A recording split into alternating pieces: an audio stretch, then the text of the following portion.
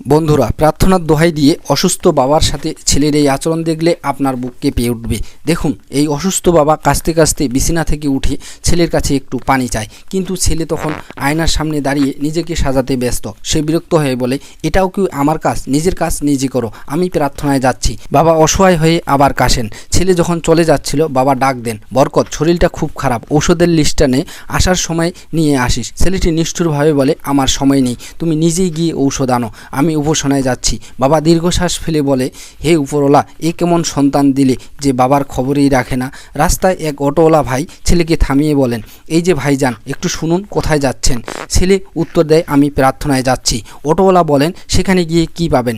ছেলে গর্ব করে বলে, প্রার্থনা করলে উপরওয়ালা খুশি হন। তখন অটোওয়ালা বলেন, ভাই, উপরওয়ালাকে রাজি করাতে চাইলে আগে মা বাবাকে রাজি করুন। মা বাবার মনে কষ্ট দিয়ে সৃষ্টিকর্তাকে খুশি করা যায় না। কথাটি ছেলের মনে তীরের মতো বিঁধল। সে ভুল বুঝতে পেরে দৌড়ে গিয়ে বাড়ি ফিরে এসে বাবার পায়ে ধরে বাবাকে পানি খাইয়ে কেঁদে কেঁদে বলল, বাবা, আমি বুঝেছি শুধু ধর্মকর্ম করলেই উপরওয়ালা খুশি হন না, আমাকে মাফ করে দাও। মা বাবার সেবা করলেই উপরওয়ালা ইহকাল ও পরকালে সফল করেন। ছেলের পরিবর্তন দেখে বাবা খুশি হয়ে বলেন, তোর ভুলের অনুভূতি হয়েছে বাবা, এটাই বড় পাওয়া। বাবার আশীর্বাদ সবসময় তোর কাছে আছে। বন্ধুরা, মা বাবার পায়ের নিচেই সন্তানের স্বর্গ। তাদের কষ্ট দিয়ে কোনো প্রার্থনা কবুল হয় না। আপনিও বাবা মাকে ভালোবাসলে কমেন্টে ভালোবাসি বাবা মা লিখুন আর ভিডিওটি শেয়ার করুন।